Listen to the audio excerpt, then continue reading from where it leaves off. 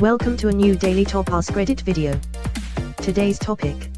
What industry is entirely built on a house of cards and would collapse overnight if people realized the truth about it?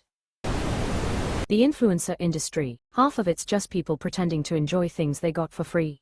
Influencers are just friendly-looking infomercials. It's like if the ShamWow guy was a hot chick that also wanted to occasionally show you videos of her on vacation and opening random mystery boxes. The ShamWow guy is now MAGA and running for Congress in Texas, by the way.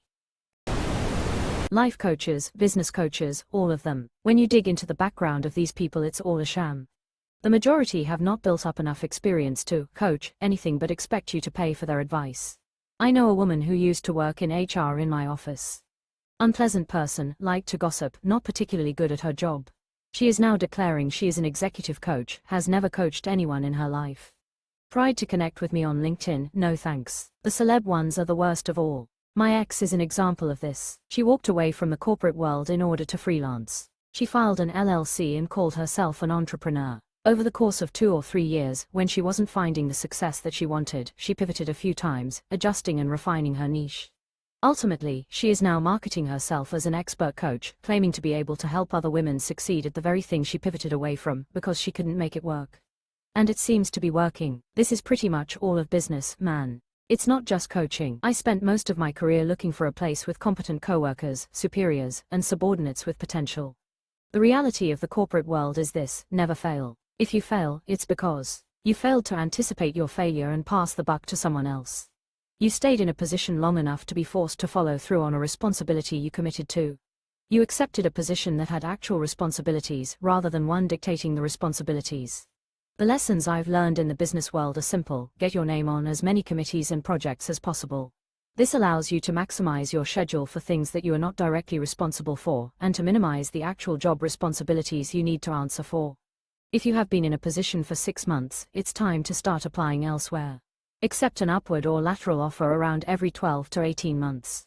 Don't do your work anywhere you possibly can. Pivot your responsibilities to the creation of meta work.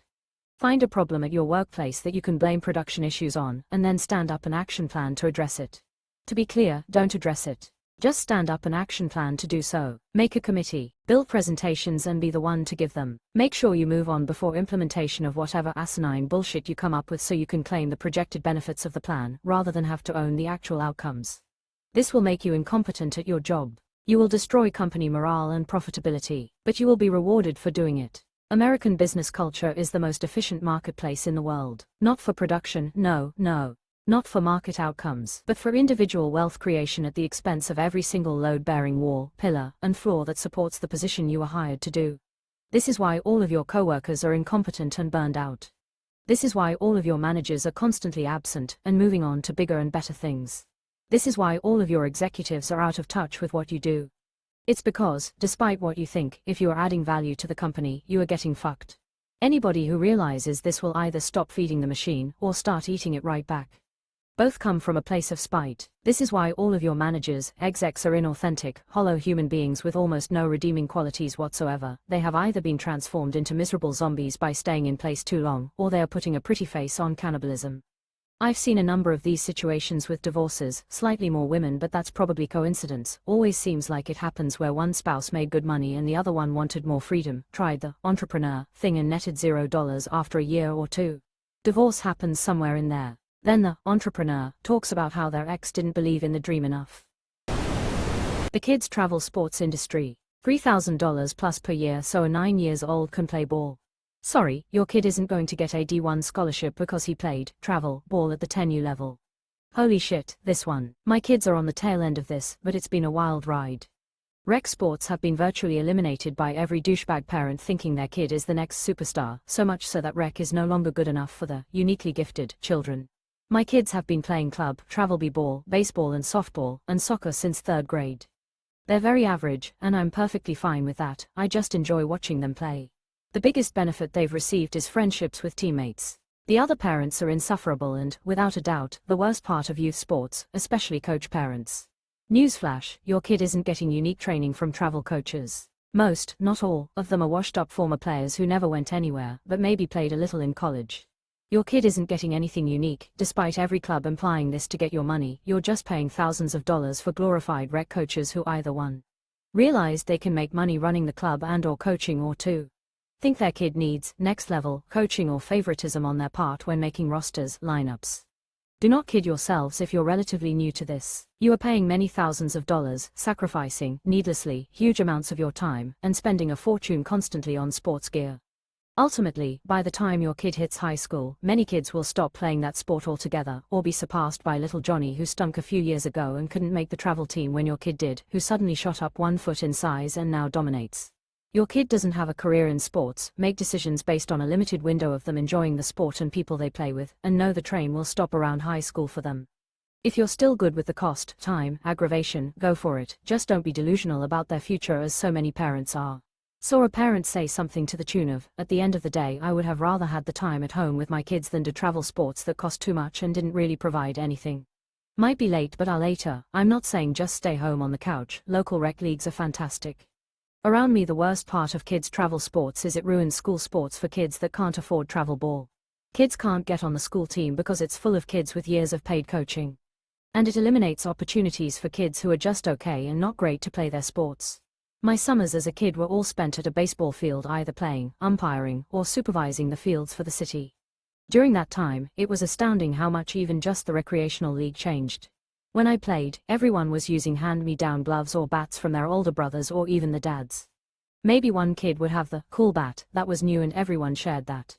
Once I started supervising, I slowly noticed how more and more kids started having brand new bats, brand new gloves, 2 pairs of cleats, full catcher gear. The league changed the rules too, all to match the way travel ball was played. So many kids get left behind because their parents can't afford brand new $100 gloves every year.